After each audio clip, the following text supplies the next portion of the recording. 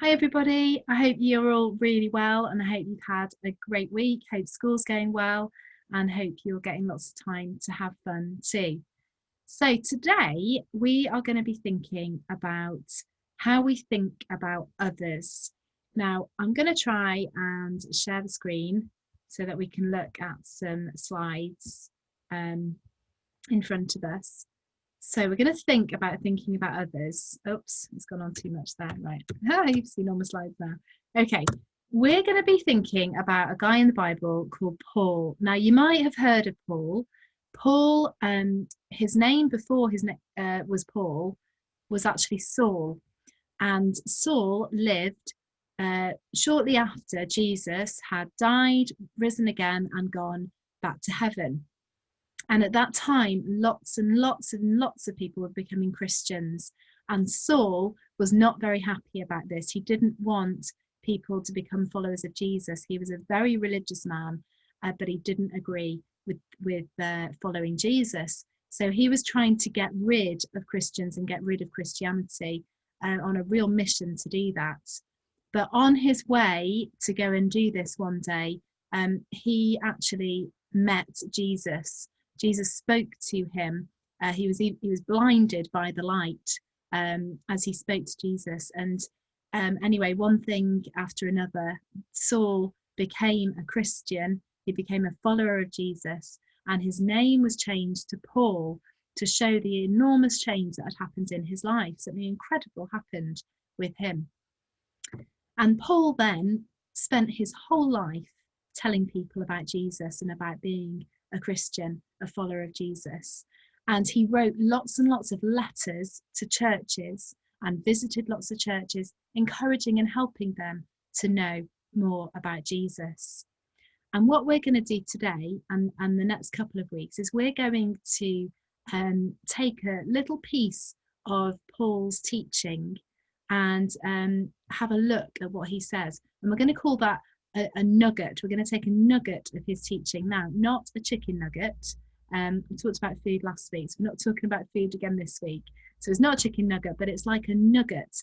If you were looking for gold, if you were searching for gold and you found a nugget of gold, it would be very, very exciting and very precious.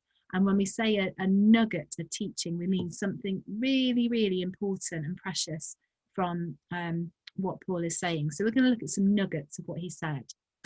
And our first nugget is from Philippians chapter 2, verses 3 and 4. So Philippians was written by Paul, and this is what it says. When you do things, do not let selfishness or pride be your guide. Instead, be humble and give more honor to others than to yourselves.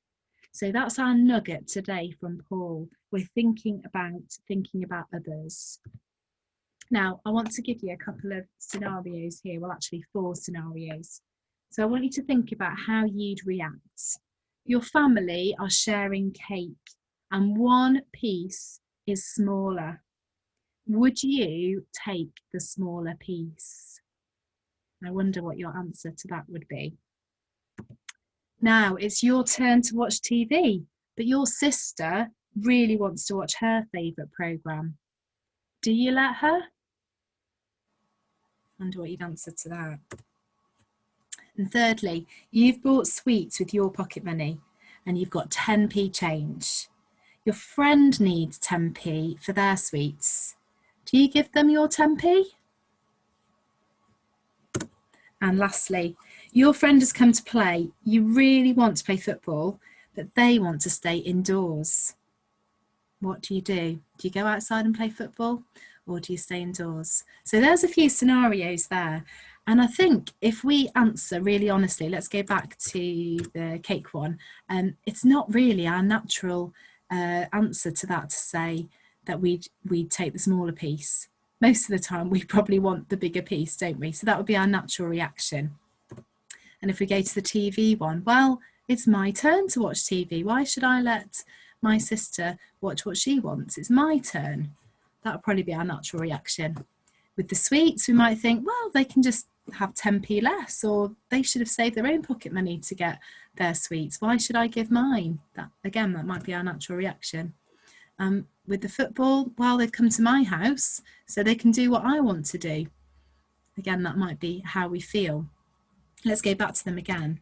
And let's think about what Paul would say here. So if Paul's speaking into this situation, Paul would probably say, look, just come on, think about others before yourself and give them the bigger piece. You take the smaller piece. What about the TV? Well, you know, you can watch TV anytime, well, not quite any time, but you can watch it another time. Why don't you let your sister watch what she wants in this situation? And with the money, well, come on, give it to your friend to get their sweets. You enjoy yours, you've got yours already. Why not give them and share with them? And the football, go outside later when your friends left, go and play football another time. Do what they want to do when they've come to your house. Think about what they want to do rather than yourself. So you see there's some ideas there about how it can work practically in our own lives, about how we think about other people rather than ourselves. It doesn't come naturally, does it? We do think about ourselves first most of the time. Well, I know I do, and it takes really thinking about it to actually think about others first. So how do we do it? Well, I'm going to give you 3 P's. You saw the P's there, not those kind of P's. 3 words beginning with P. First one is prayer. When we pray, we can ask God to help us to think about other people first rather than ourselves. We can say, God, I find this really difficult. I want to think about myself first. I want to think about my needs and my wants. And that's what I want to think about first. But please, will you help me to think about others first? And then it takes practice. Anything that we want to get better at takes practice, doesn't it? Whether you're learning the piano or you're playing football, you need to practice, don't you, to get better. And it's exactly the same with this kind of thing. Putting others first rather than ourselves first is going to take practice. And we'll probably mess up sometimes, we'll probably get it wrong, but we can keep going and keep practicing at putting others before ourselves. And it will take patience as well, patience with yourself and patience with others, because sometimes you might do something really, really kind for somebody and put them before yourself and they don't even say thank you. And we might need real patience when it comes to things like that. And again, patience with ourselves if we mess up and get things wrong. God's got great patience with us, which is always good to know. So there's a nugget from Paul. So we'll look at another nugget next week, but our nugget for today is about not being selfish and thinking of others before ourselves. And we can do that through prayer, through practice, and with patience. So I hope that's given you something to think about today and to talk about as a family.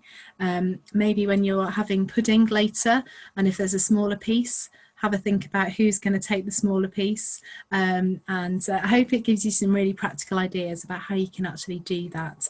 And I'll be thinking of you through the week and praying that there'll be times where you really feel you're able to do that for other people. Think about them before yourself. So have a really great week, everybody.